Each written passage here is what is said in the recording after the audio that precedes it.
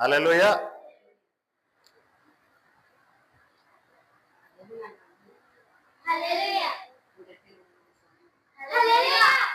దేవునికి మహిమ కలుగును గాక. హల్లెలూయా. మీ అందరికీ నా ప్రేమ కోరుకుంటున్నా. అందరికీ బాగున్నారా? కృపయు సమాధానం మీకు కలుగును గాక. పునరుత్థాన దీవెనలు ఆశీర్వాదాలు మీకు మీ కుటుంబాలకు మెండుగా కలుగును గాక. హల్లెలూయా.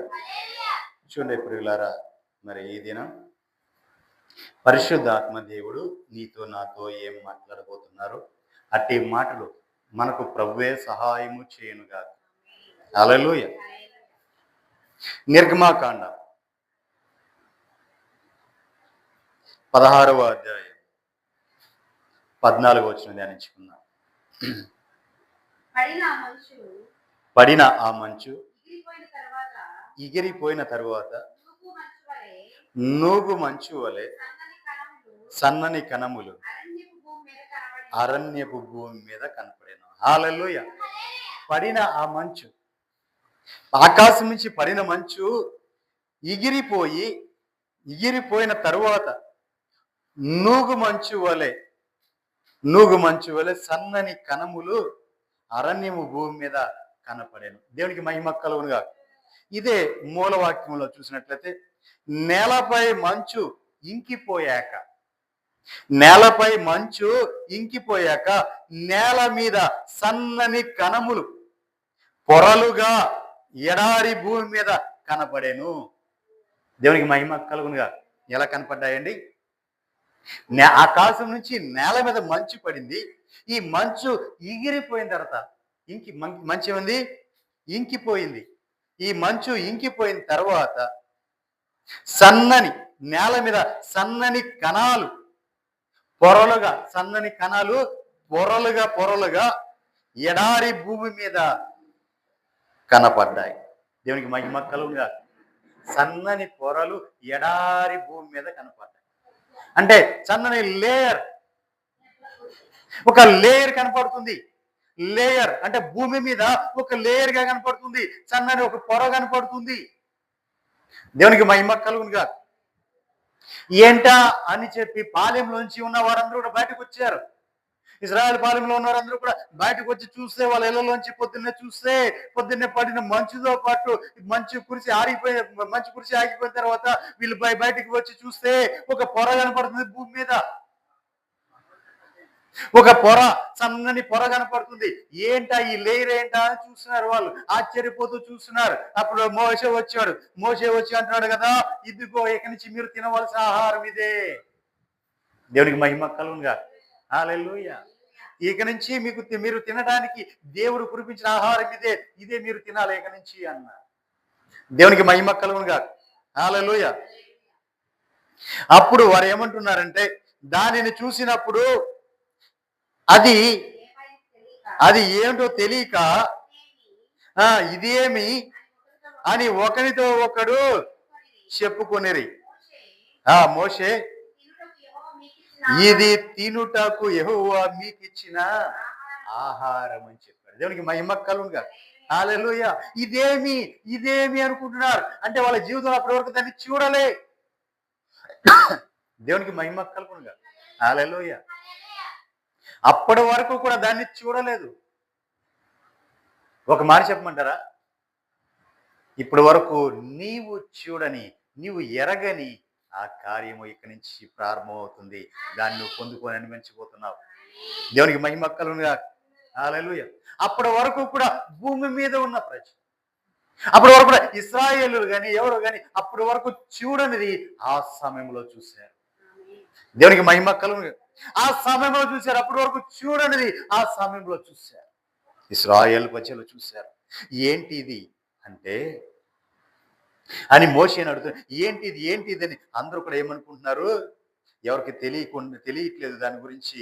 ఏంటా ఇది అంటే ఇదేంటంటే అప్పుడు అర్థం చెప్తున్నాడు. దాన్ని మోషే అంటున్నాడు, ఇది మీరు తినడానికి దేవుడు సిద్ధపరిచిన ఆహారం.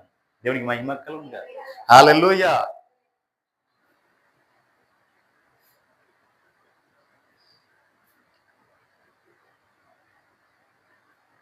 చూడండి ప్రియులారా, కొంచెం మనం ముందుకు వెళ్దాం. అరణ్యములో వారు తినడానికి ఆహారము దొరకనప్పుడు దేవుడు గొప్ప అద్భుతం చేశాడు. హల్లెలూయా. గొప్ప అద్భుతం చేశారు. వాళ్ళు ఐగుప్తు నుంచి వచ్చేటప్పుడు తీసుకుని వచ్చారు, ఆహారం తీసుకుని వచ్చారు, దాన్ని తిన్నారు, అయిపోయింది. ఇప్పుడు అరణ్యంలో ఆహారం తినాలి. ఎటు చూసినా ఎడారి. మూల భాషలో చూస్తే అక్కడ వివరించబడింది ఏమని, ఎడారి భూమి మీద కనబడెను అని ఉంది. అంటే ఎడారి భూమి. ఏమన్నా ఎడారిలో ఏమైనా దొరుకుతుందా అండి? ఎటు చూసినా కనుచూపు మేర ఎక్కడ చూసినా ఇసుకే ఉంటది. ఎక్కడో ఓయాసిస్లు ఉంటాయి, అక్కడ చిన్న చిన్న గుంటలో అక్కడ కొన్ని చెట్లు ఉంటాయి. దేవునికి మహిమ కలుగుగా. ఈ మిగిలినంతా చూడు, ఎక్కడ చూసినా ఎడారే. ఇప్పుడు ఎడారి ప్రాంతంలో ఉన్నారు, ఎటు చూసినా ఎడారి. ఏం కనపడిన పరిస్థితుల్లో వీళ్ళకి ఆహారం ఎక్కడి నుంచి వస్తుంది? దేవునికి మహిమ కలుగునుగా. హల్లెలూయా.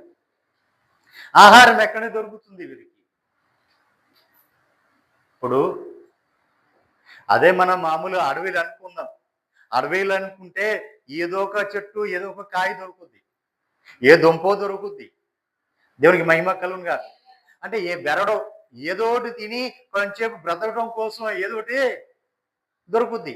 మరి అక్కడ చూస్తే ఎడారి భూమి, ఎడారిలో ఏమి దొరకదు. ఎటు చూసినా ఇసుకే కనపడదు తప్ప ఏమీ లేదు అక్కడ. దేవునికి మహిమ కలుగునుగా.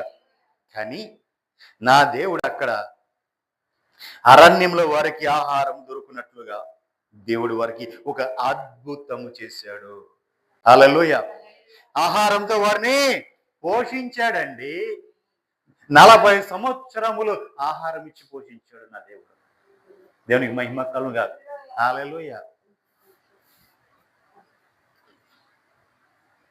37వ వచనం. ఇశ్రాయేలీలు చూడండి, ఇశ్రాయేలీలు దానికి మన్నా అను పేరు పెట్టారు. అది తెల్లని కొత్తిమీర గింజల వలె నుండెను. దాని రుచి తేనెతో కలిపిన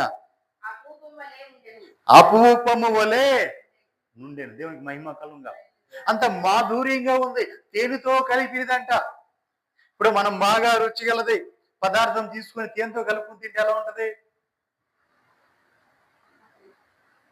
అలాగా దాని రుచి అలా తేనెతో కలిపిన అద్భుతం వల్లే ఉంది. దేవునికి మహిమ కలుగునుగా. హల్లెలూయా. అంతగా ఉన్న ఆ రుచి కలిగింది దేవుడు వాళ్ళకి ఇచ్చాడు. అది చూడటానికి తెల్లగాను కొత్తిమీర గింజలు. కొత్తిమీర గింజలు అంటే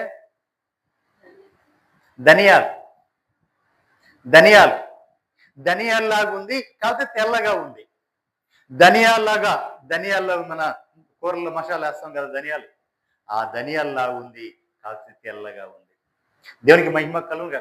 ఇది ఎలా పడి ఉందంటే భూమి మీద ఒక లేయర్గా, ఒక పొర పడినట్లుగా పడి ఉంది. ఒక పొరలాగా ఒక లేయర్ పడినట్లుగా ఉంది. మొత్తం అంతా భూమి అంతా కమ్మేసుకుంది.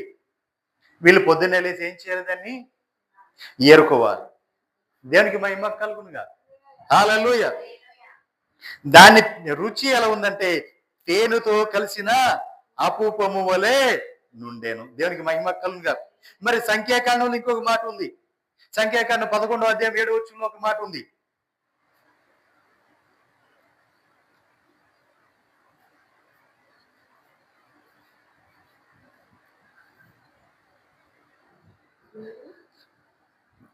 క్షమించండి, 11:7.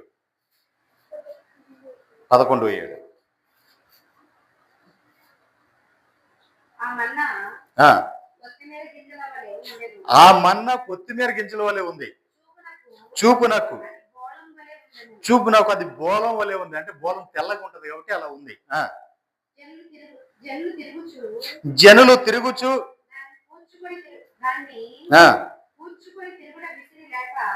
చూడండి, జనులు తిరుగుచు దానిని కూర్చుకొని తిరుగుట విసిరి లేక చూడండి, జనులు ఏం చేస్తున్నారంటే ఆ గింజలు ఏరుకొచ్చుకొని తిరగటి విసురుతున్నారు. ఆ తిరగలి విసిరలేక దాన్ని ఏం చేస్తున్నారంటే రోకొల్లేసి దంచి అది పిండిగా చేసి దాన్ని పెన్న మీద కాల్చి రొట్టెలు చేసుకున్నారు. చూడండి, వీళ్ళు ఇక్కడ చూస్తే రొట్టెలు కాల్చి అంటే దాన్ని కాల్చారు, పిండిగా చేసి కాల్చారు. రొట్టెలు కాల్చినప్పుడు దాని రుచి ఎలా ఉందో చూడండి. క్రొత్త నూనె రుచి వలె ఉండేను. హల్లెలూయా. క్రొత్త నూనె, అప్పటికప్పుడే గానగో తీసిన క్రొత్త నూనె ఎలా ఉంటది? తిన్నారా ఎప్పుడన్నా? నేను తిన్నాను. నువ్వుల నూనె వేసుకొని నేను తిన్న, అప్పటికప్పుడే గానలో తీసింది. బాగుంటది, చాలా టేస్ట్ ఉంటది. దేవునికి మహిమ కలుగునుగా. హల్లెలూయా. ఆ విధంగా నూనె అప్పటికప్పుడే క్రొత్త నూనె వలె ఆ రుచినిచ్చిందంట. ఏది? కాల్చుకొని తింటే. మరి మనం ముందు చెప్పుకున్నది, నిర్గమాకాండలో చెప్పుకున్నది తేనెతో కలిపిన అప్పువమ్మలే ఉన్నది. అంటే దాని అర్థం ఏంటి? అది విడిగా తింటే ఆ టేస్ట్ వచ్చింది, రొట్టె చేసుకుంటే ఈ టేస్ట్ వచ్చింది. దేవునికి మహిమ కలుగునుగా. ఇప్పుడు రకరకాలుగా మనం చేసుకుంటున్నాం.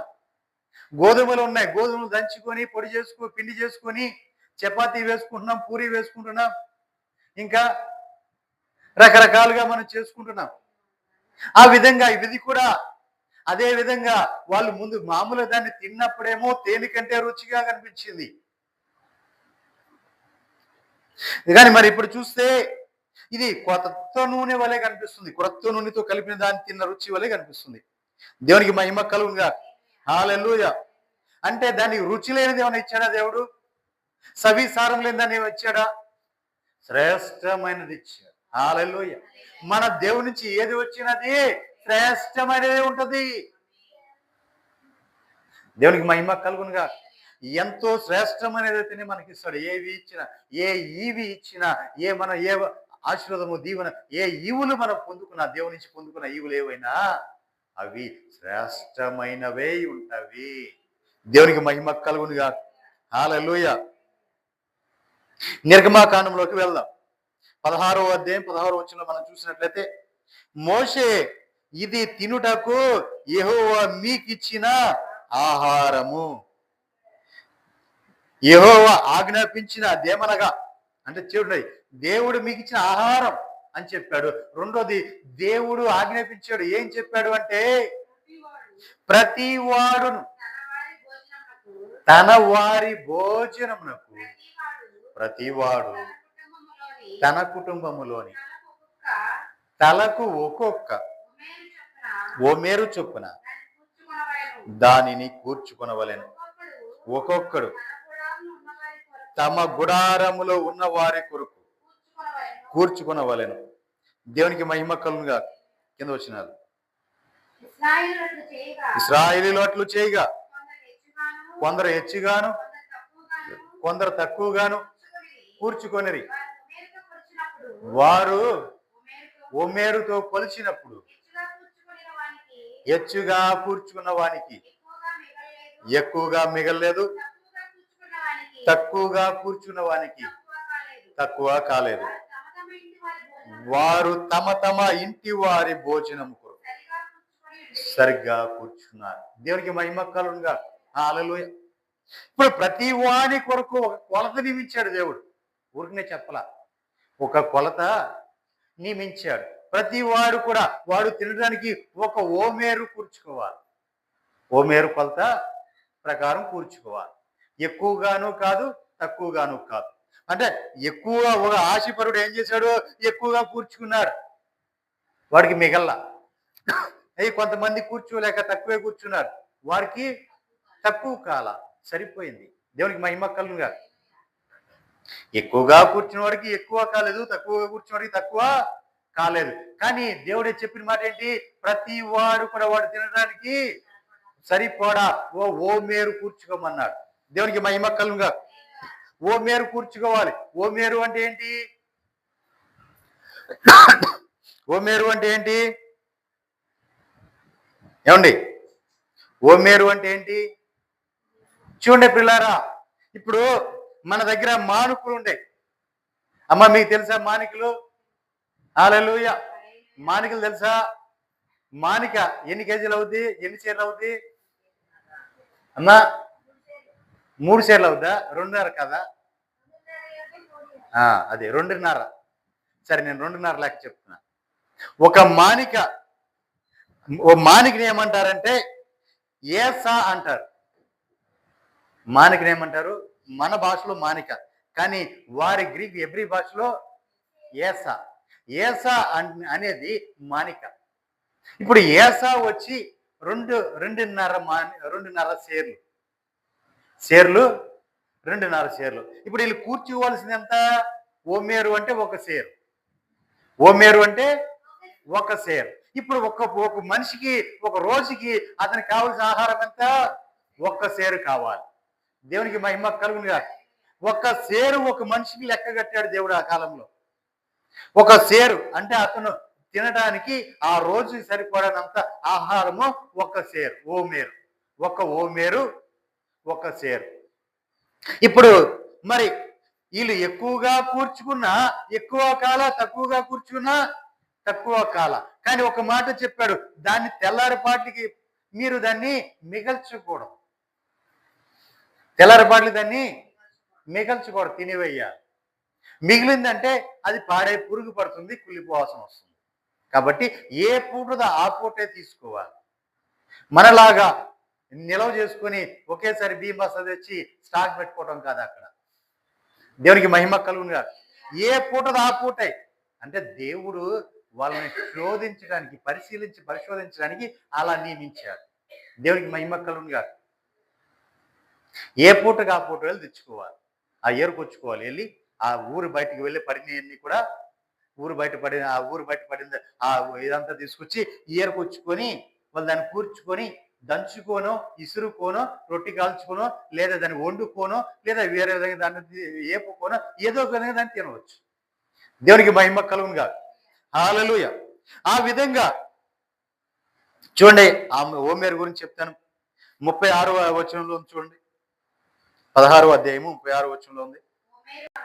ఓమేరు అనగా ఏఫాలో, చూడండి, ఓమేరు అనగా ఏఫాలో 10వ భాగం. దేవునికి మహిమ కలుగునుగా. ఏంటండి? దేవుడు వాళ్ళకి దేంతో పోషించాడు? 10వ భాగాలతో పోషించాడు. 10వ భాగాలతో పోషించాడు. ఎవరు 10వ భాగాలు అంటే? పరిశుద్ధుల యొక్క 10వ భాగాలనే చెప్తారు. దేవునికి మహిమ కలుగునుగా. హల్లెలూయా. పరిశుద్ధుల యొక్క 10వ భాగాలు, లేదా దేవదూతల యొక్క 10వ భాగాలు. ఆకాశం నుంచి కురిచిన మన్నా. అది ఎవరు తినే మన్నా అంటే? పరలోకంలో ఉన్న దేవదూతలు తినే మన్నా. మరి దేవదూతలు తినే మన్నా వీరికి ఇచ్చాడు దేవుడు. ఎవరికి? ఇశ్రాయేలు ప్రజలకి, తన ప్రజలకు ఇచ్చాడు. దేవదూతలు తినే ఆహారం తన ప్రజలకు ఇచ్చినప్పుడు ఎలా ఇచ్చాడు అంటే వారి యొక్క 10వ భాగములు ఇచ్చాడు. దేవునికి మహిమ కలుగు. వారి యొక్క 10వ భాగములు వీళ్ళకి ఆహారంగా ఇచ్చాడు. ఎలా అంటే ఇక్కడ చూడండి, మనం చూసినట్లయితే ఓమేరు అనగా ఏసాలో 10వ భాగము. 10వ భాగము. ఏసా అంటే కింద పుట్టినట్టు ఉంది, 2 సేరులున్నర ఉందా? దేవునికి మహిమ కలుగుగా. ఏఫాలో 2 సేరులున్నర ఉంది. 2 సేరున్నర. ఒక ఏఫా అంటే 2 సేరులున్నర అని అర్థం. 2 సేరులున్నర అంటే 1 సేరు. ఓమేరు వచ్చి 1 సేరు. దేవునికి మహిమ కలుగుగా. హల్లెలూయా. ఓమేరు అనబడింది 1 సేరు. ఓమేరు అనబడింది 1 సేరు. ఇప్పుడు ఏఫా అనబడింది 2.5 సేర్లు. దేవునికి మహిమ కలుగుగా. కానీ ఇప్పుడు మనం ఆ 36వ వచనం ఒకసారి చదవండి. ఓమేరు అనగా ఏఫాలో 10వ భాగము. దేవునికి మహిమ కలుగుగా. ఇప్పుడు ఆ కింద ఆ 10వ భాగం దాని పుట్లెట్లు కింద ఏముంది? నేను అడిగిన దానికి సమాధానం చెప్పాలి. కింద పుట్లెట్లు ఏముంది? మూడోసారి ఏఫా ఇంచుమించు 2 సేరులున్నర కావచ్చు. దేవునికి మహిమ కలుగునుగా. ఇప్పుడు ఆ 10వ భాగం వేరు, ఈ 10వ భాగం వేరు. అర్థమైందా? తనికిలాడొద్దు ఇక్కడ చెప్తున్నా. ఆ 10వ భాగం వేరు, ఈ 10వ భాగం. ఈ 10వ భాగం వచ్చి ఎవరిది? దేవదూతల యొక్క ఆహారం. దేవునికి మహిమ కలుగునుగా. దేవదూతల యొక్క ఆహారం అంటే దేవదూతలు తినే ఆహారాన్ని దేవుడు ప్రజలకు ఇచ్చాడు, ఇశ్రాయేలు ప్రజలకు ఇచ్చాడు. ఇచ్చినప్పుడు ఆయన ఇక్కడ రాయబడిన మాట అంటే ఓమేరు అనగా ఏఫాలో 10వ భాగము. దేవునికి మహిమ కలుగునుగా. హల్లెలూయా. ఇప్పుడు దేవుడు భూమి మీద నియమించింది 10వ భాగం అంటే 10వ వంతు అన్నాడు. నీ రాబడిలో 10వ వంతు దశమ భాగం అన్నాడు. మరి దేవదూతలకు నియమించింది అలా నియమించి ఉండకపోవచ్చు ఆయన.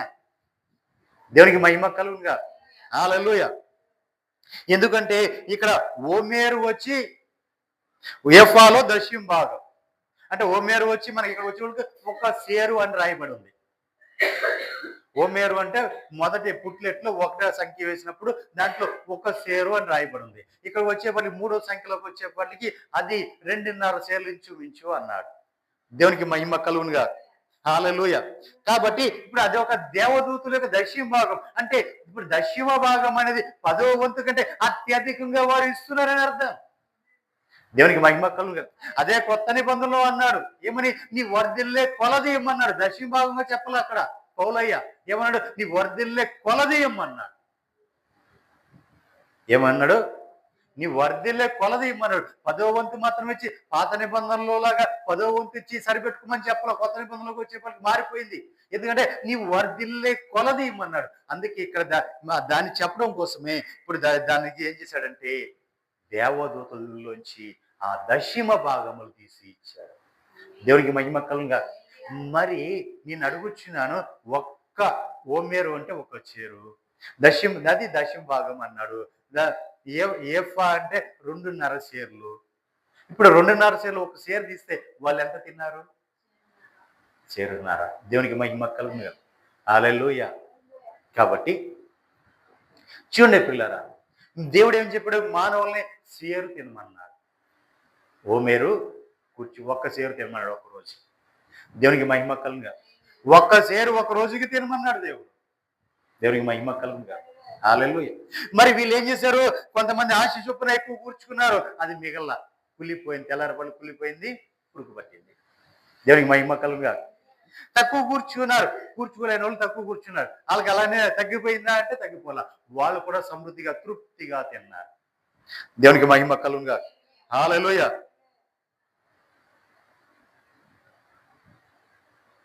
చూడండి పిల్లరా, దేవుడు పరలోకపు ఆ జీవనోపాధిని నీకు ఇవ్వాలని, అంటే పరలోకం యొక్క దేవదూతుల యొక్క ఆహారాన్ని నీకు పెట్టాలంటే వారి యొక్క జీవనోపాధిని నీకు దయచేసాడు. అంటే వారికి నియమించిన ఆహారంలోంచి వారిలోంచి దశమ భాగములు తీసి నీకు ఇచ్చాడు. దేవునికి మహిమ కలుగునుగా. హల్లెలూయా. ఇది ఎంత అద్భుతమైన ఆహారం అండి. మామూలు ఆహారమా? దేవదూతలు తినే పరిశుద్ధమైన ఆహారం, పరిశుద్ధ స్థలంలో తినే ఆహారం. మరి అది పరలోకం నుంచి కురిపిస్తే ఇక్కడ ఆయన బిడ్డలైన పరిశుద్ధులు తిన్నారు. దేవునికి మహిమ కలుగునుగా. హల్లెలూయా. అంతేకాదండి,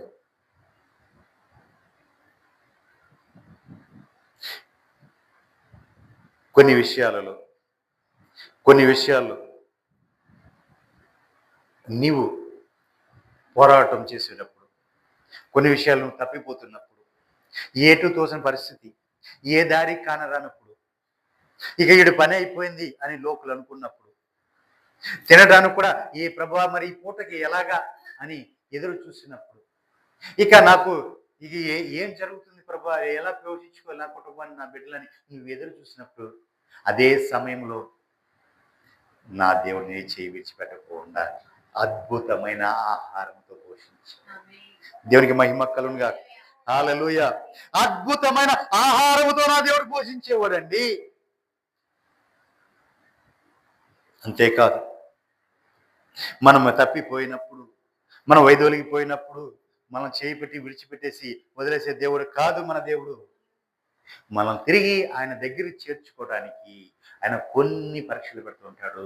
ఆ దారిలో నడిపిస్తుంటాడు. ఆ దారిలో కొన్ని శ్రమలు వస్తుంటాయి, చిన్న బాధలు వస్తుంటాయి, కష్టాలు వస్తుంటాయి, నిట్టూర్పులు వస్తుంటాయి, అంగలార్పులు వస్తుంటాయి, అవమానాలు వస్తుంటాయి, ఈ ఏలలు వస్తుంటాయి. ఇవన్నీ వచ్చినా సరే ఆయన మాత్రము మన అవసరతలు తీరుస్తూనే ఉంటారు.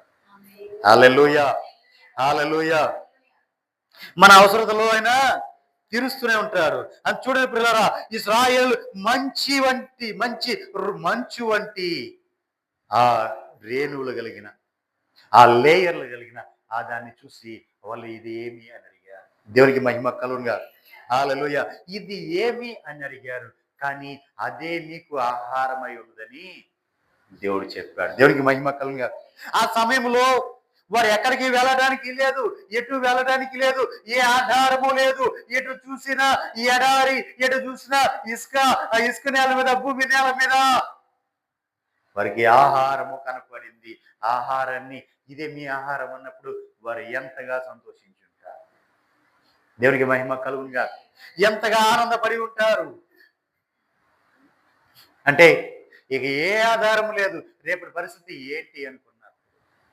ఇదే సారెపత్తు విధవరాలు ఆఖరి రొట్టె ముక్కుంటే కాల్చి సేవకుడి చేతిలో పెట్టిన తర్వాత ఇక నా పని అయిపోయింది, నా బిడ్డ పని అయిపోయింది, ఏమి తినటానికి కూడా ఏమీ లేదు, ఇక రేపు నుంచి కాదు కదా, ఈ పూటే మాకు పోయి ఇక ఏం లేదు, ఇక మేము ఎంతకాలం జీవిస్తామో లేదో అని చెప్పి ఆ నీళ్లున్న నీకు వచ్చి నీళ్ళు తాగుదామని చెప్పి అటువైపు చూసింది. ఆ కొండ వైపు చూసేపల్లి కుంటలో ఏముంది, అంత పిండి కనపడింది. గుడ్డి వైపు చూసింది, అంత నూనె కనపడింది. ఎంతైతే తీసిందో అంతే ఉంది. దేవునికి మహిమ కలుగుగా. హల్లెలూయా. అప్పటి వరకు అనుకోలే, ఇక చచ్చిపోదాం నిర్ణయానికి వచ్చేసారు. చచ్చిపోదాం నిర్ణయానికి వచ్చింది. ఇక ఆ రొట్టె తిని ఇక ఇద్దరం చచ్చిపోదాం, తల్లి పిల్ల ఇద్దరం చచ్చిపోదాం కదా అనుకున్నారు. ఆ నిర్ణయానికి వచ్చింది. ఎందుకంటే ఎక్కడ కూడా దేశంలో ఎక్కడ చూసినా కరివే, ఎక్కడ ఆహారం లేదు. కానీ దేవుడు చేసిన అద్భుతం, ఆ బిడ్డల్ని ఆ కుటుంబాన్ని పోషించడానికి సేవకుడు అక్కడికి నడిపించాడు. సేవకుని అక్కడ నడిపించాడు. ఇప్పుడు ఆ తీసేయక కొండలో తీగ ఎంత తీసేమో అంతే ఉంది. మరిపడి తీసింది, మరిపడి ఎంత ఉంది, మరిపడి తీసింది, మరిపడి అంతే ఉంది. దేవునికి మహిమ కలుగుగా. హల్లెలూయా. ఎన్నడూ కూడా 3.5 సంవత్సరములు ఆ కరువుకు, ఆ దేశమంతా కరువు ఉండ, ఆ ఇంట్లో మాత్రము సమృద్ధి ఉంది. దేవునికి మహిమ కలుగుగా. ఎక్కడ కూడా లేదు అంటే లేదు, ఎక్కడ ఆకలి ఉన్నంటే లేదు, ఎంత వేసుకుని తింటదో అంత వచ్చి అక్కడ నీళ్లు పడిపోతుంది. దేవునికి మహిమ కలుగుగా. హల్లెలూయా. రొట్టెకి సరిపడా పిండి ఉంది, రొట్టె చేసుకుంది, మరి మరిపడి చూసింది, మరిపడి పిండి ఉంది, మళ్ళీ రొట్టె చేసింది, మరిపడి చూసింది, మరిపడి పిండి ఉంది, మళ్ళీ రొట్టె చేసింది. ఇప్పుడు తిని తృప్తి చెందగా ఆ పిండి అలాగే ఉంది. దేవునికి మహిమ కలుగుగా. హల్లెలూయా. చూడండి పిల్లారా, మరి ఇక్కడ చూసినట్లయితే ప్రతి దినము కూడా ఆ పాలెము చుట్టూ కూడా మన్నా కురుస్తూనే ఉంది. ప్రతి దినం కూడా వారు వెళ్తున్నారు, తీసుకొచ్చుకుంటున్నారు, తింటున్నారు, మళ్ళీ పొద్దున వెళ్తున్నారు, తీసుకొచ్చుకున్నారు, తింటున్నారు. కానీ ఆ ఆఖరి వారం 6 రోజులు మీరు అలా చేయండి, 7వ రోజు విశ్రాంతి దినము కాబట్టి ఆ రోజు మాత్రం ముందుగా మీరు కూర్చిపెట్టుకోండి అన్నాడు దేవుడు. దేవునికి మహిమ కలుగుగా. హల్లెలూయా.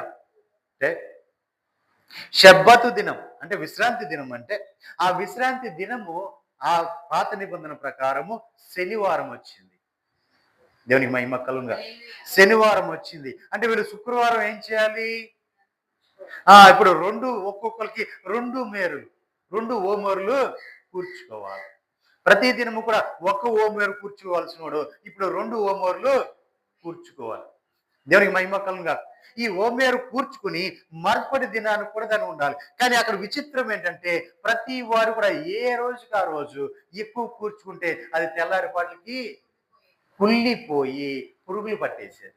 కానీ ఆ రోజు మాత్రం కూర్చుకున్నది ఎక్కడ పాడవకోకుండా అలాగే ఉండిపోయేది. దేవునికి మహిమ కలుగుగా. హల్లెలూయా. ఎన్ని అద్భుతం, ఎంత ఆశ్చర్యం అండి. ఆ రోజు మిగిలిన రోజులు చూస్తే అదేం పాడైపోతుంది తెల్లారపట్లకి, కానీ ఆ రోజుగా మాత్రము అది అలాగే ఉంటుంది. దేవునికి మహిమ కలుగునుగా. హల్లెలూయా.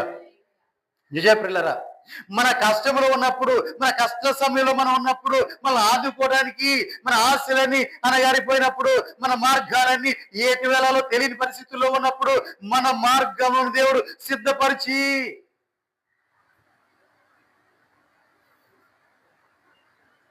మనం ఎప్పుడు కూడా తప్పిపోనీయకుండా ఎక్కడ కూడా మనము మనల్ని ఎన్నడూ కూడా ఆయన తిరస్కరించుకోకుండా వీడు నాకు దూరం అయిపోయాడు, లేదా వీడు దూరం అయిపోయాడు, వీడు నాకు అక్కర్లేదు అని తిరస్కరించుకోకుండా ఆయన ప్రతి క్షణం కూడా మన కోసం ఎదురు చూస్తున్నవాడు, మన కోసం కాసుకొని కూర్చున్నవాడు, మనం ఏ సమయానికి ఏది అవసరమో ముందుగానే అన్ని కూడా సమకూర్చి సిద్ధపరిచిన వాడు.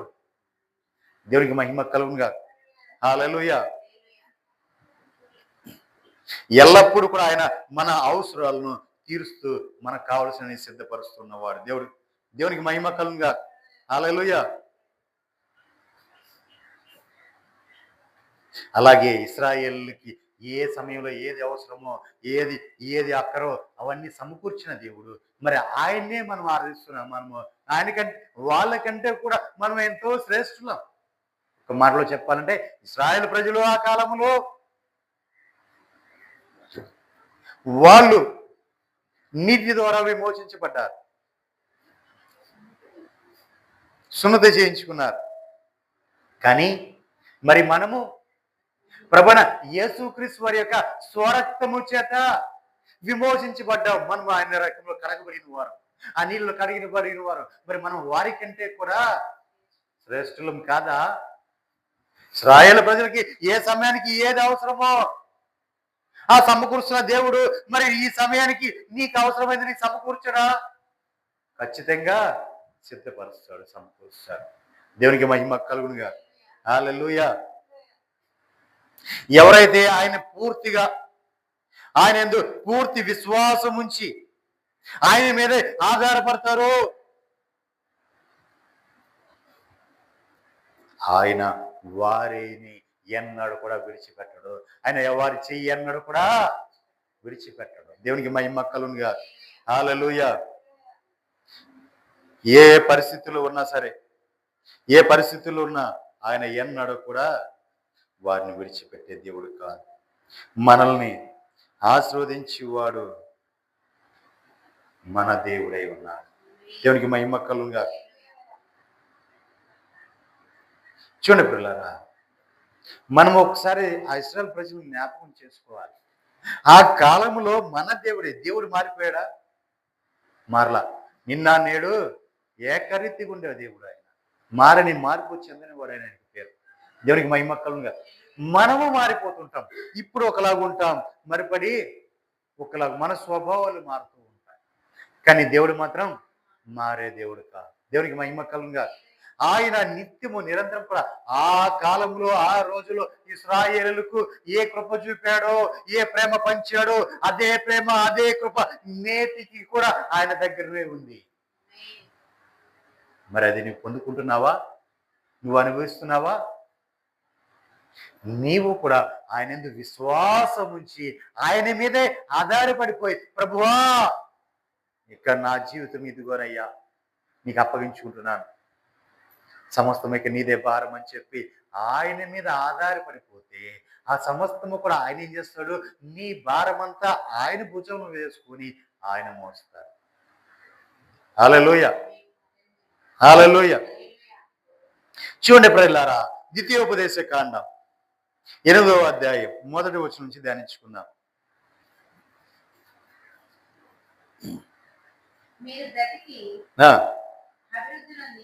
మీరు బ్రతికి అభివృద్ధి నొంది యెహోవా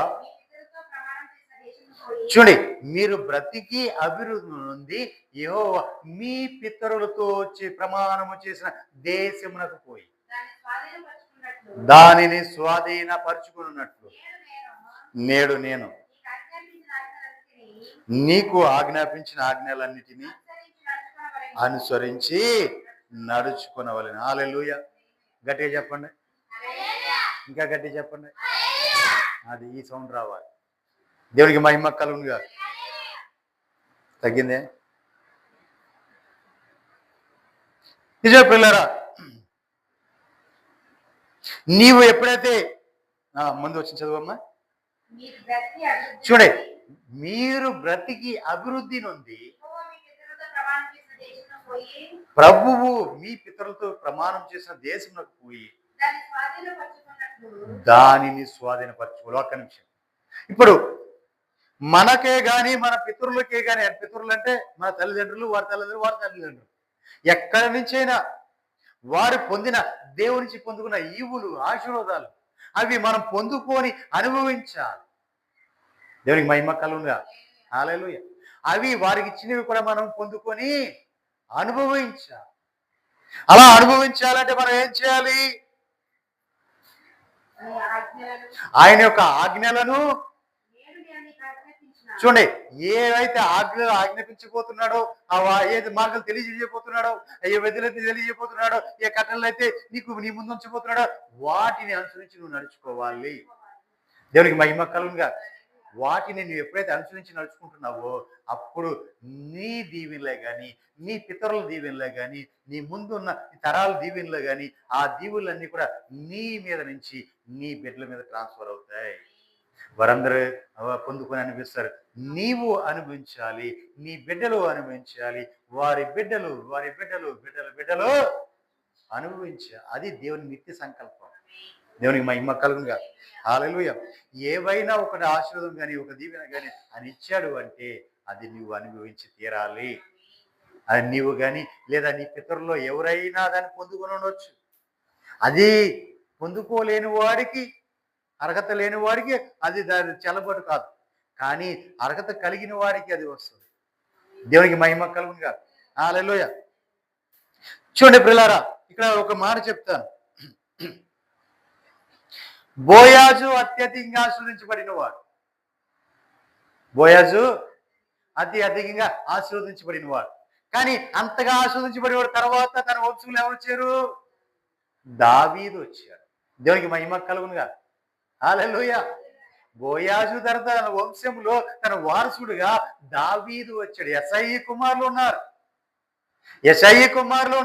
కానీ 7 ఉన్నారు. 7లో ఎవరు కూడా అనుభవించలా.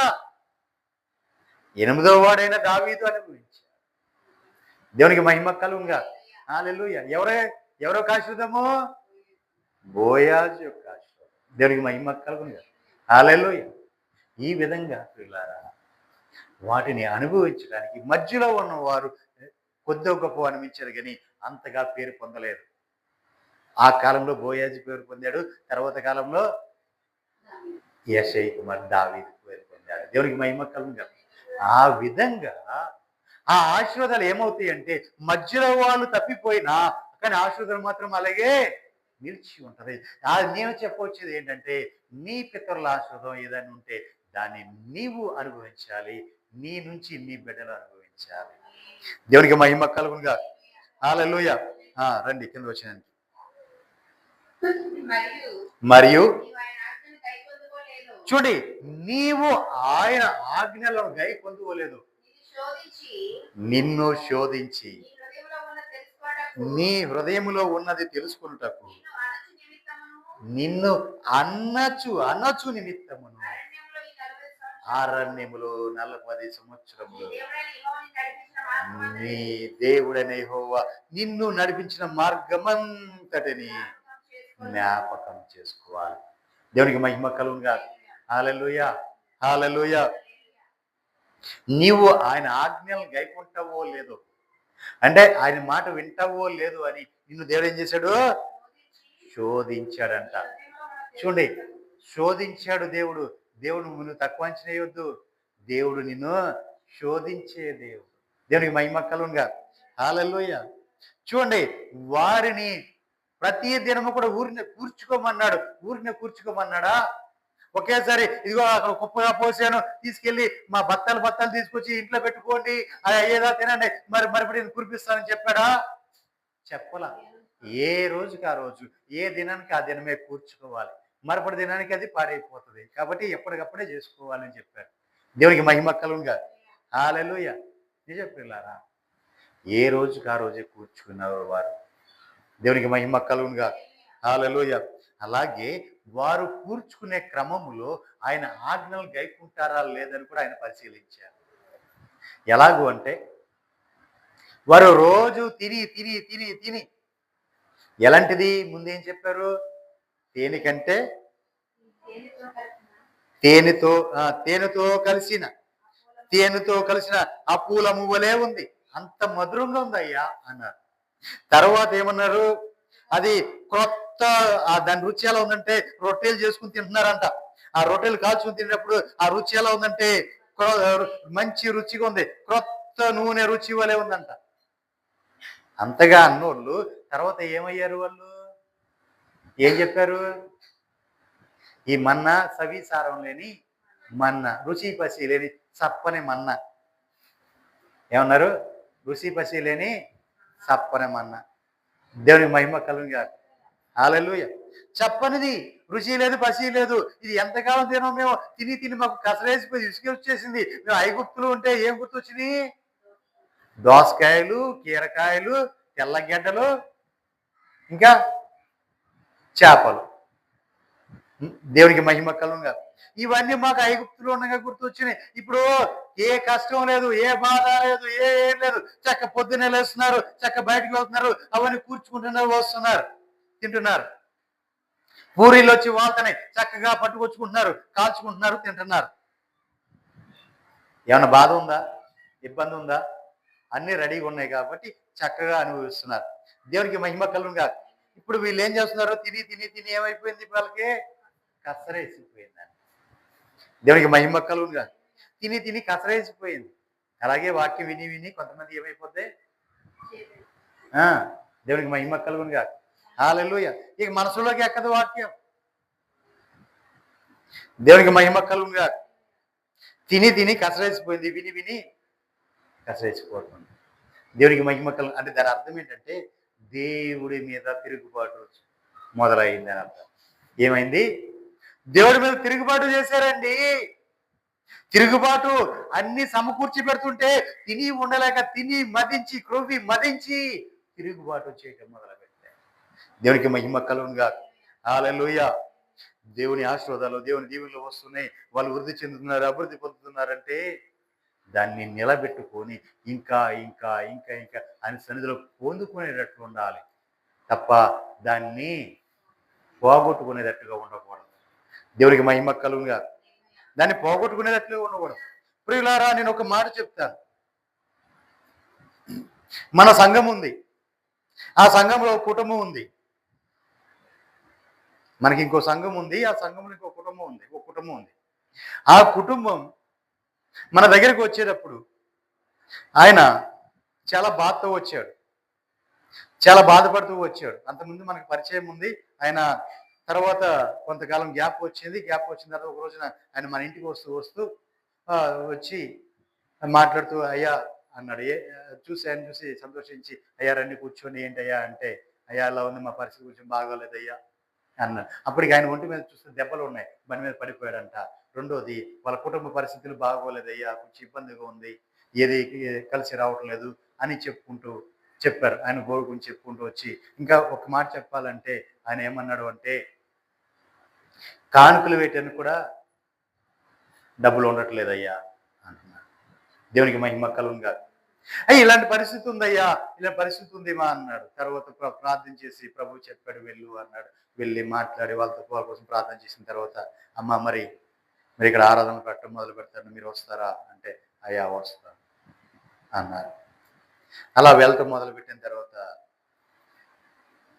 నేను అంతకు ముందుగా వాళ్ళతో నేను చెప్పిన మాట ఏంటంటే, వాళ్ళకు కొన్ని గేదెలు ఉన్నాయి, మీరు అమ్మ దేవుడు మిమ్మల్ని వృద్ధిపరుస్తాడు, అభివృద్ధిపరుస్తాడు అని చెప్పాను. అలాగే వృద్ధి చెందుకుంటూ వచ్చాడు. అంతకుముందు అన్ని దొన పిల్లలు పెట్టాయంట. నేను చెప్పిన కానీ అన్ని కూడా పేదోళ్ళు పెట్టడం మొదలుపెట్టాయి. అయితే దోళ్ళు పెద్ద అవుతున్నాయి కానీ నిలబడట్ల. నేను వచ్చేసిన తర్వాత నిలబడట్లా, చచ్చిపోతున్నాయి.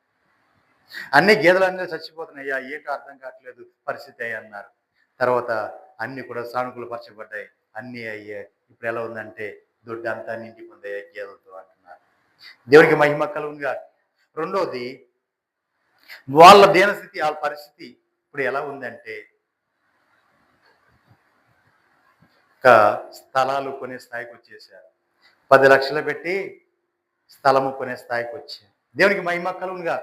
ఇది ఎలా జరిగింది, ఏం జరిగిందంటే నేను చెప్తాను, దేవుడు చేసిన కార్యమే. దేవునికి మహిమ కలుగు. ఆ స్థాయికి దేవుడు వాళ్ళని తీసుకుని వచ్చారు. వాళ్ళ బంధువులు అందరూ కూడా అనుకున్నారు, ఇక వీడింతే, వీడి పరిస్థితి ఇంతే, వీడింతే అనుకున్నారు.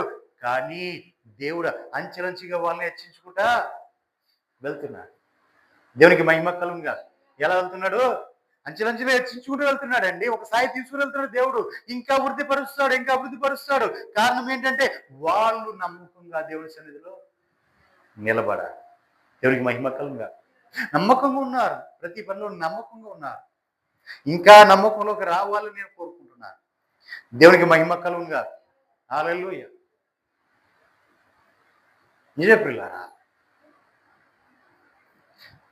ఎవరిని కూడా విడిచిపెట్టే దేవుడు కాదండి. మన సంఘంలోనే జరుగుతుంది. ఎంతోమంది ఎన్ని ఎన్ని అద్భుతాలు, ఎన్ని కార్యాలు పొందుకున్నారండి.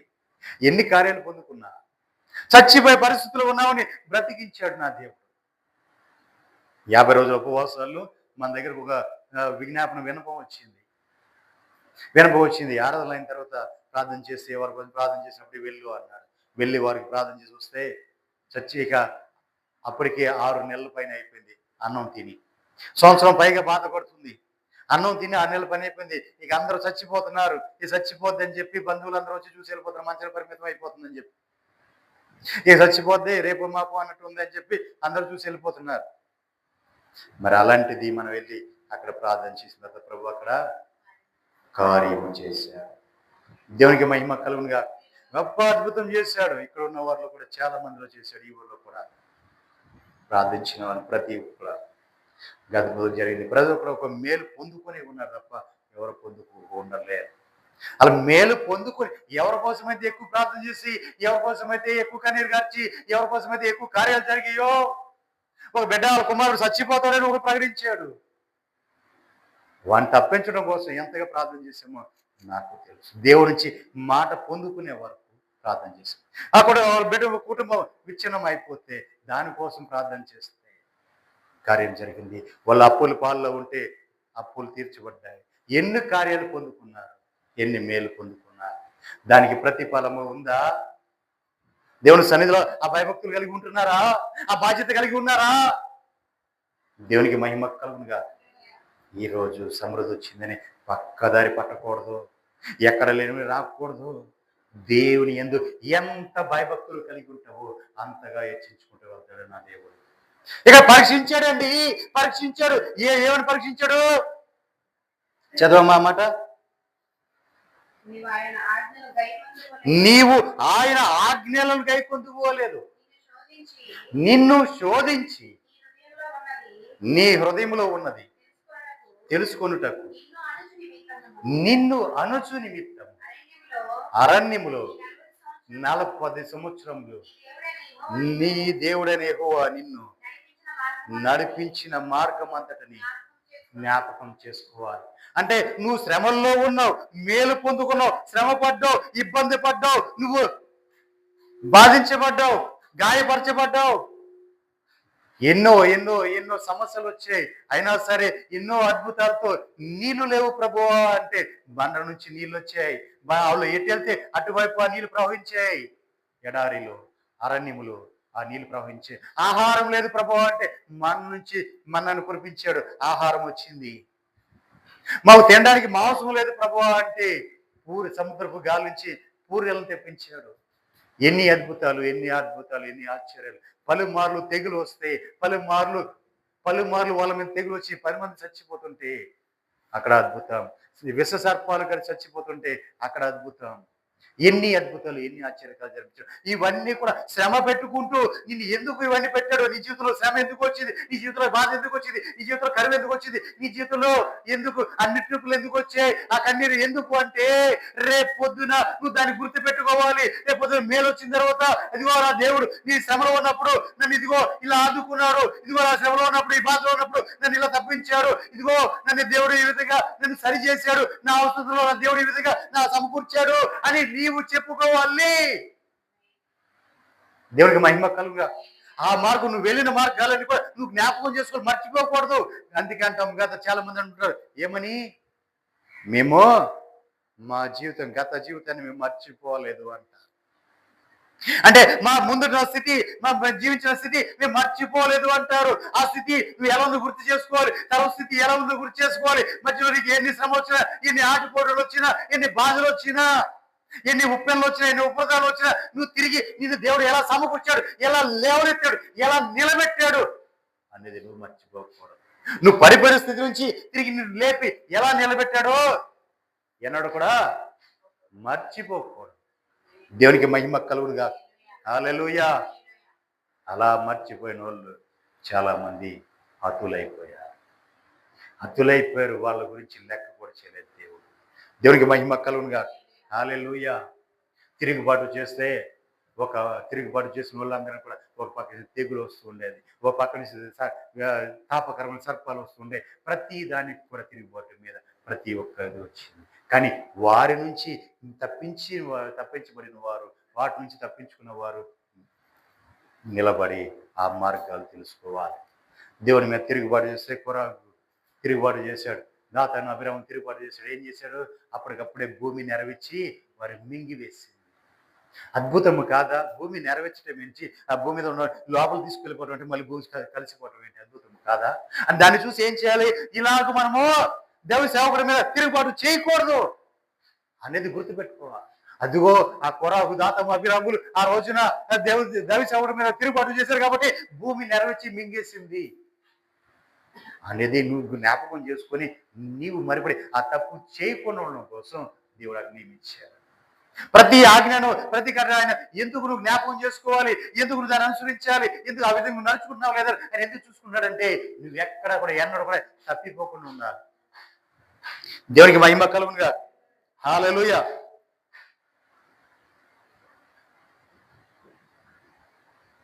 ఆయన నిన్ను అణచి నీకు ఆకలి కలగజేసి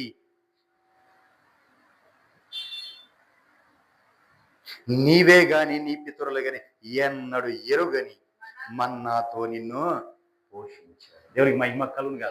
హల్లెలూయా. నీకు ఆకలి కలగజేశాడు అంటే నీకు ఆకలి కలగజేశాడు, ఆకలి కూడా ఆయనే తీర్చాడు. దేవునికి మహిమ కలుగునుగా. ఆయన ఏం చేశాడండి? నిన్ను అణచాడు అంటే నిన్ను బాధ పెట్టాడు, నిన్ను శ్రమ పెట్టాడు, శ్రమ పెట్టి నీ శ్రమల్లోంచి నిన్ను వృద్ధి చేశాడు, నీ శ్రమల్లో నీ అక్కలు తీర్చాడు, నిన్ను బలపరిచాడు, నిలబెట్టుకున్నాడు సాక్షిగా. దేవునికి మహిమ కలుగునుగా. హల్లెలూయా. 4వ వచనం. ఈ 40 సంవత్సరములు నీవు వేసుకున్న బట్టలు చూసారా? 40 సంవత్సరాలంట అరణ్యంలో తిరిగిన చోట తిరిగారు. మొత్తం 40 సంవత్సరాలు అరణ్యంలో ఉంటే వేసుకున్న బట్టల మాయల ఈ బట్టల పాత 40 సంవత్సరాలు ఒకే జత మీద ఉన్నారు. కానీ ఆ బట్టలు ఎన్నడూ కూడా పాత అవల. వాళ్ళు తిరిగి ప్రతి పగల రాత్రి నడిచారు కానీ కాలు వాయిలా. ఒక్కడు తన కుమారుని ఎట్లో శిక్షించెను అట్లే నీ దేవుడని యెహోవా నిన్ను చూసారా?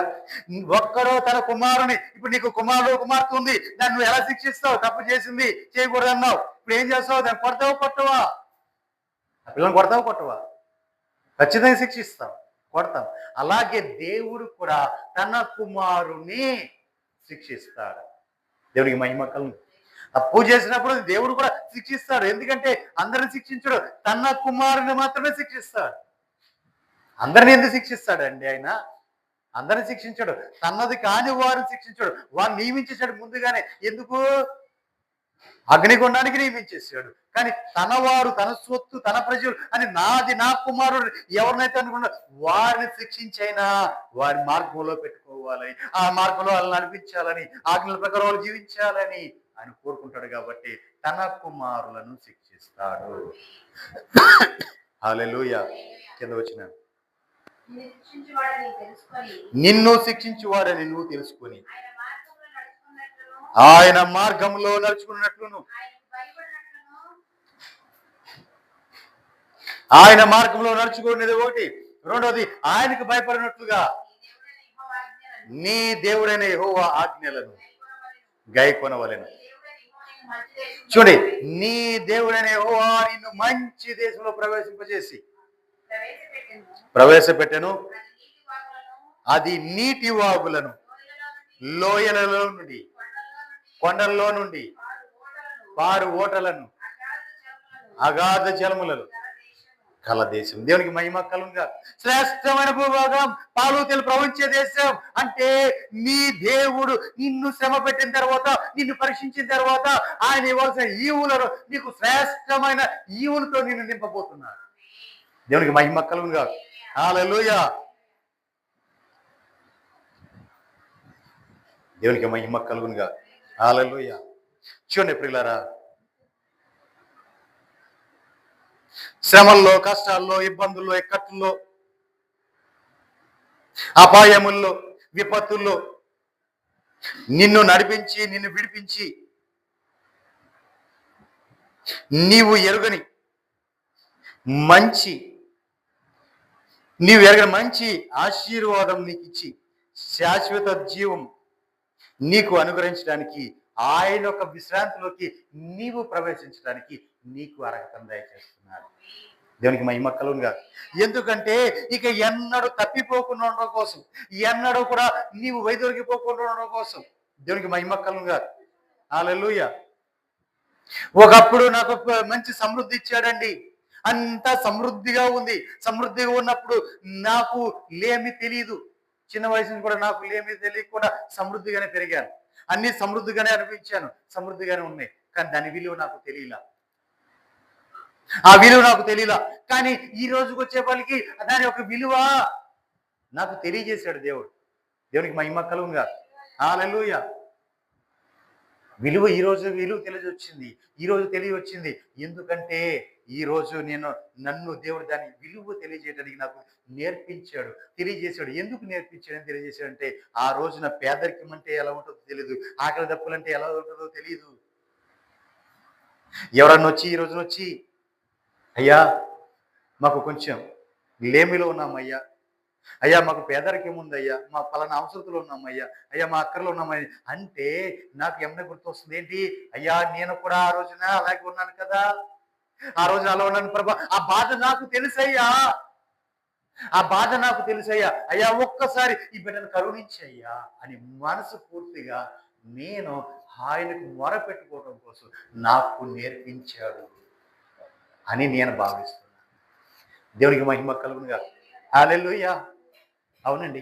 ఆ బాధ తెలియకుండా, ఆ కష్టం తెలియకుండా, ఆ శ్రమ తెలియకోకుండా దాని గురించి ఎన్నో చెప్పుకుంటూ వెళ్ళిపోతే ఉపయోగం ఏముంది? దాన్ని అనుభవించిన తర్వాత దాని గురించి చెప్పింది వేరు, దాన్ని తెలుసుకొని చెప్పింది వేరు, అనుభవించుకోకుండా చెప్పింది వేరు. దేవునికి మహిమ కలుగునుగా. హల్లెలూయా. నిజమే. ఏదైనా అనుభవపూర్వకంగా వచ్చినది వేరు, అనుభవించుకోకుండా మనము చెప్పేది వేరు. దేవునికి మహిమ కలుగునుగా. అనుభవిస్తున్నాము కాబట్టి, ఆ అనుభవించాము కదా, ఆ లేమి అనుభవించాము కాబట్టి ఆ లేమి ఎలా ఉంటుందో నాకు తెలుసు, సంపన్న స్థితి ఎలా ఉంటుందో కూడా నాకు తెలుసు. నేను ముందు అనుభవించిన సంపన్న స్థితి, కానీ లేని స్థితి కూడా నేను అనుభవించాను. సంపన్న స్థితి ఎలా ఉంటుందో నాకు తెలుసు, లేని స్థితి ఎలా ఉంటుందో తెలుసు. తిరిగి నిన్ను నా దేవుడు మరిపడి సంపన్న స్థితికి నన్ను హెచ్చించుకుంటూ వెళ్తున్నాడు, ఆ స్థితిలో నన్ను ఉంచబోతున్నాడు. అయినా సరే నేను ఎక్కడా కూడా తప్పిపోకూడదు. ఎందుకంటే ఇప్పుడు లేమిలోంచి వచ్చి, చూడండి ఒక మాట చెప్తాను, లేమిలోంచి వచ్చి వృద్ధి చెందబడి వాడు ఆస్వాదించబడితే, వాడికి సమృద్ధి వస్తే వాడికి అనేక ముందుగా లేమి స్థితి ఉంది, ఈరోజు నేను సమృద్ధిగా ఉన్నాను అని చెప్పుకుంటాడు. కానీ సమృద్ధిలోంచి లేమిలోంచి మరిపడి దేవుడు సమృద్ధిలో తీసుకుని వెళ్తున్నాడంటే ఇది కొంచెం కష్టతరమైంది, అంత త్వరగా జీర్ణించుకోలేదు. ఎందుకంటే శ్రమ లేదు, బాధ లేదు, అన్ని కూడా సమృద్ధిగా వెళ్ళిపోయినాయి. కానీ అన్ని ఒకేసారి శ్రమ పడి అతను వృద్ధి చెందింది వేరు, కానీ వృద్ధి చెంది ఆస్వాదించబడి సుఖాలన్నీ అనుభవించి తిరిగి కష్టపడి శ్రమపడి మరిపడి సుఖపడేది వేరు. కానీ ఏది శాశ్వతంగా నిలిచిపోదంటే ఉన్నది పోగొట్టుకొని తిరిగి కష్టపడి లేచి మళ్ళీ దాని సమృద్ధిని మళ్ళీ అనుభవించుకొని దాన్ని అనుభవిస్తున్న చూసారా, ఈ రెండో రకం వీరు నిలిచిపోతాడు. ఎందుకంటే ఎక్కడ తప్పిపోవడానికి అవకాశం లేదు. కానీ లేని వాడికి ఉన్నది కలగంగానే ఏమవుతుంది, కళ్ళు నెత్తికి వచ్చేస్తాయి, ఇక్కడున్న కళ్ళు ఇక్కడికి వెళ్ళిపోతాయి. ఈరోజు మీరు ఇక వెనక ముందుకి ఏం చూడలేక, వెనక పరిస్థితి ఏం కనపడదేక, కింద ఉన్న ఏం కనపడదు, ఎందుకంటే కళ్ళు నెత్తికి ఎక్కేస్తాయి కదా. దేవుడికి మహిమ కలుగుగా. కానీ నా దేవుడు అలా చేయాలి. నన్ను ఏం చేశాడు, ఒకప్పుడు ఉన్నతంగా ఆస్వాదించాడు, లేమి స్థితికి తీసుకుని వెళ్ళాడు. ఎంత లేమి స్థితి అంటే ఇక అటు మట్టానికి తీసుకుని వెళ్ళిపోయాడు, కిందకి ఏమీ లేని స్థితికి తీసుకెళ్ళాడు. ఈరోజు అంచెలంచెలుగా నా దేవుడు హెచ్చించుకుంటూ వస్తున్నాడు. దేవుడికి మహిమ కలుగునుగా. హల్లెలూయా. నిజమే ప్రియులారా, మన కష్ట సమయంలో మనల్ని ఆదుకునే దేవుడు, ఆయన విశ్రాంతిలో మనల్ని ప్రవేశింప శాశ్వతమైన ఆ జీవములకు మమ్మల్ని ప్రవేశింపచేసే దేవుడు మన దేవుడై ఉన్నాడు. దేవునికి మహిమ కలుగునుగా. హల్లెలూయ. 18వ వచనం చూడండి. దాంట్లోనే చూడండి, నీ దేవుడైన యెహోవాను నీవు జ్ఞాపకము చేసుకోవాలి. ఎలా అనగా తాను నీ పితరులతో ప్రమాణం చేసినట్లు తన నిబంధనను నేటి వలె స్థాపింపవలెనని. మీరు భాగ్యము సంపాదించుకున్నట్టుకై మీకు సామర్థ్యము కలగచేయవాడు ఆయనే. మీరు భాగ్యం సంపాదించుకోవడానికి మీకు సామర్థ్యాన్ని కలగజేయవాడు ఆయన. దేవునికి మహిమ కలుగునుగా. హల్లెలూయ. కాబట్టి ప్రియులారా, ఎన్నడూ కూడా మనము మర్చిపోకూడదు. అందుకే ఆఖరిగా ఒక మాట చెప్పి నేను ముగిస్తున్నాను. నేను ముగింపుకు వచ్చాను. ఒకసారి గట్టిగా ఆలోచిద్దామా? ప్రకటన గ్రంథం 2వ అధ్యాయం 16వ వచనం నుంచి ధ్యానించుకుందాం.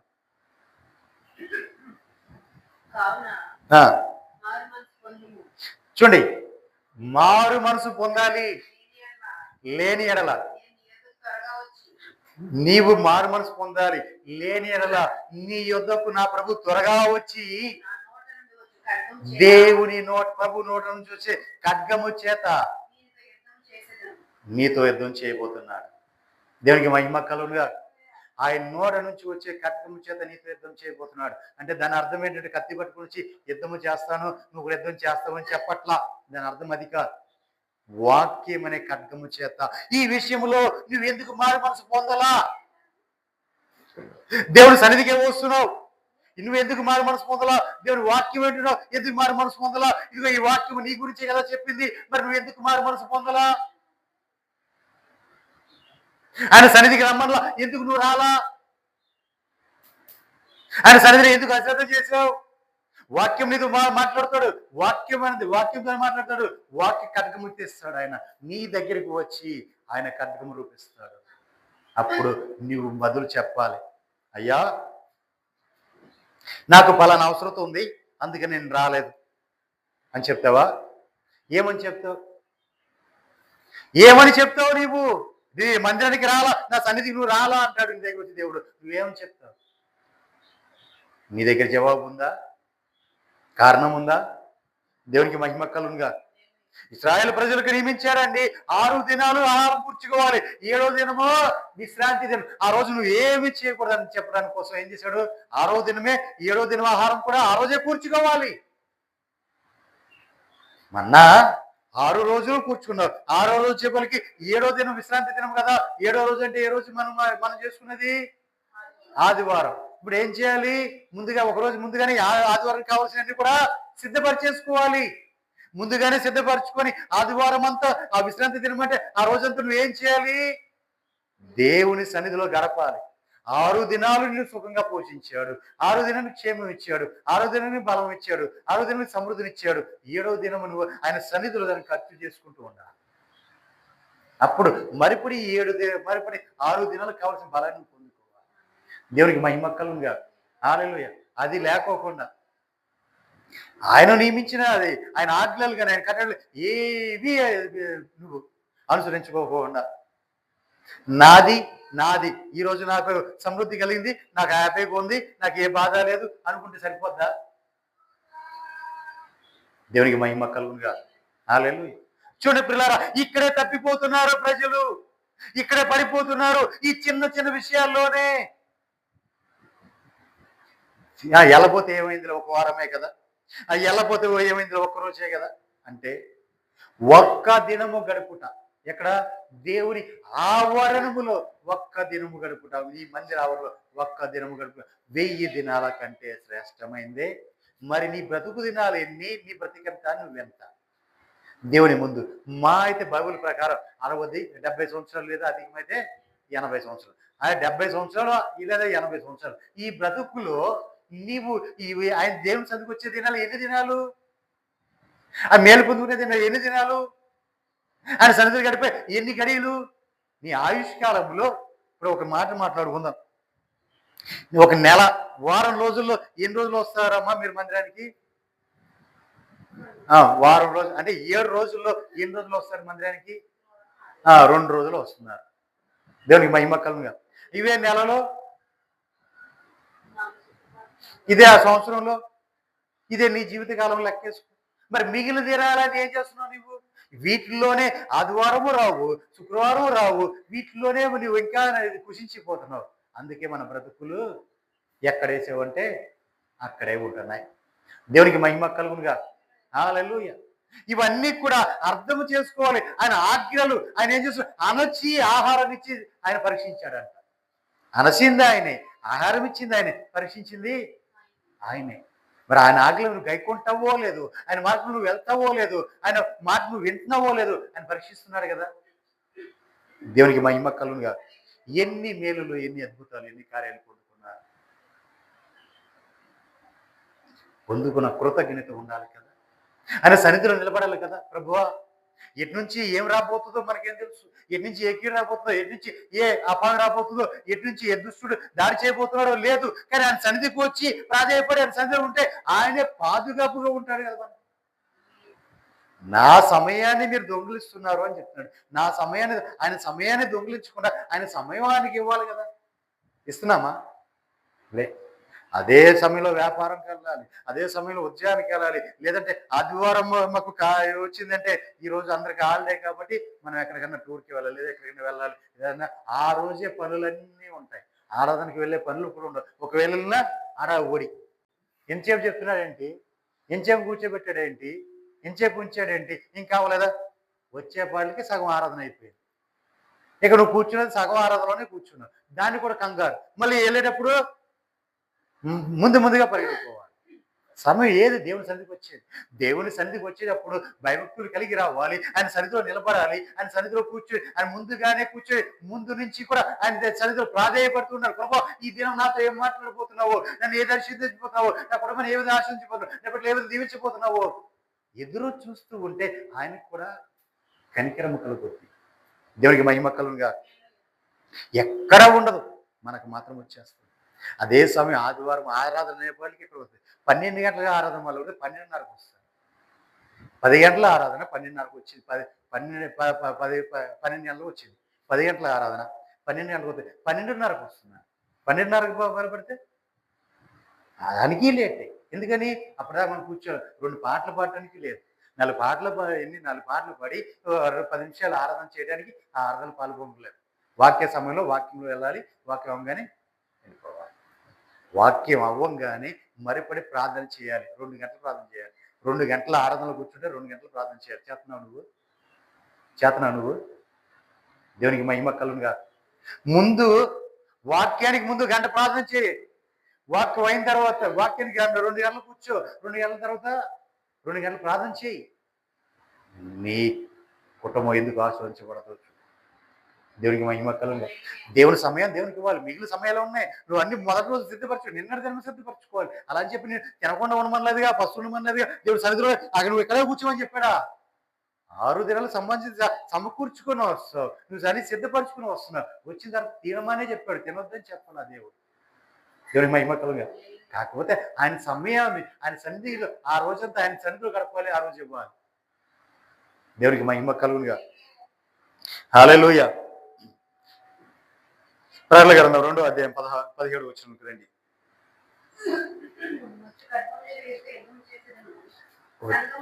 చూడండి, నీ దగ్గరికి వచ్చి ఖడ్గముతో నీతో యుద్ధము చేసేదో అని నా ప్రభు చెప్తున్నాడు.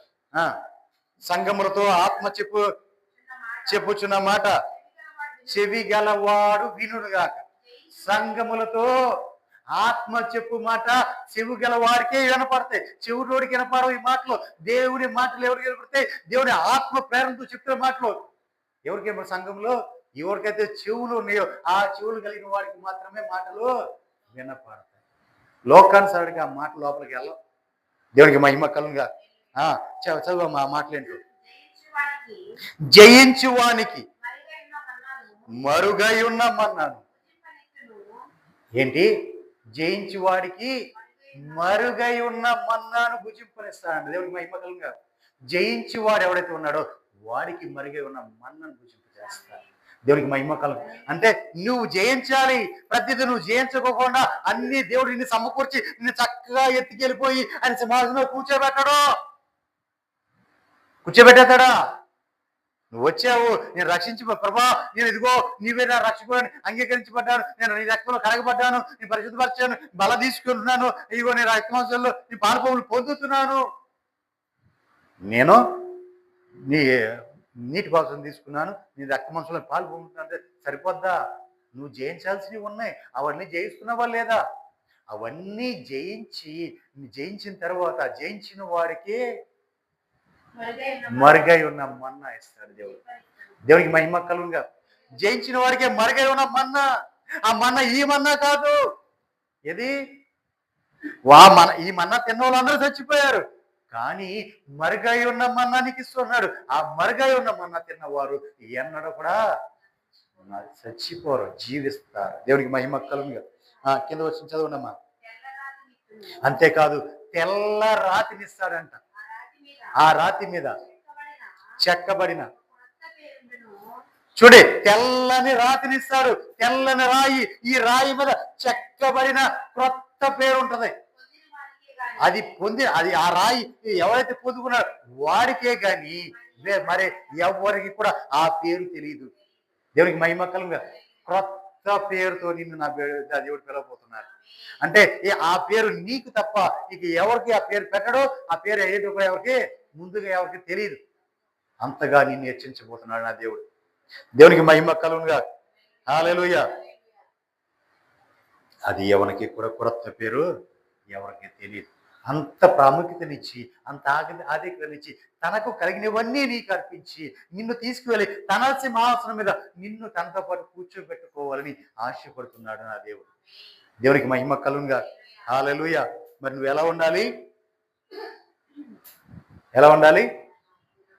ఆయన ఆజ్ఞలు గైకొని ఆయన విధులను ఆయన కట్టలను అనుసరించి నడుచుకోవటమే నీ మీద ఇంత భారం మోపేసి ఆ సన్నికాల రాయి నెత్తి మీద పెట్టేసి నువ్వు మోసుకుంటే వెళ్ళని చెప్పలా. ఆయన వాక్యానుసారంగా నువ్వు నడుచుకుంటే చాలు అని చెప్పాడు. అంతే. అంతకు మించి నీ నుంచి ఏమైనా కోరుకున్నాడు ఆయన? ఏం కోరుకున్నా. దేవునికి మహిమ కలుగుగా. ఇవే మనకు చాలా భారం అయిపోతుంటాయి. సరే ప్రియులారా, మరి పడిన ఆ మంచు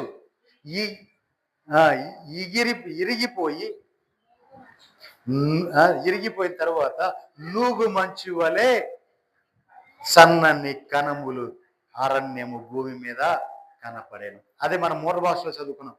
నేలపై మంచు ఇంకిపోయాక నేల మీద సన్నని కణములు పొరలుగా ఎడారి భూమి మీద కనపడ్డాయి. దేవునికి మహిమ కలుగుగా. హల్లెలూయా. ఆ విధంగా మనము కూడా శ్రేష్టమైన ఈవులను పొందుకుని అనుభవించుదుముగాక. ఈ కృప పరిశుద్ధాత్మ దేవుడు మనకు అనుగ్రహించునుగాక. మనము శ్రేష్ఠులము. ఎంత శ్రేష్ఠులము అంటే ఆ కాలంలో ఆ 40 సంవత్సరాలు జీవించిన ఇశ్రాయేలీయుల కంటే కూడా మనము శ్రేష్ఠులం. ఎందుకంటే వారికి లేనిది మనకు ఉన్నది. మనము ఏంటంటే ఆ మరుగైన మన్నా ప్రభువైన యేసు క్రీస్తు వారినే మనం భుజిస్తున్నాం. హల్లెలూయా.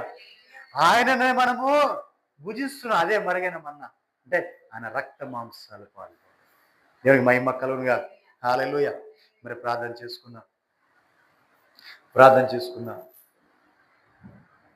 అందరూ కూడా కళ్ళు మూసుకుందాం. ప్రార్థన చేసుకుందాం.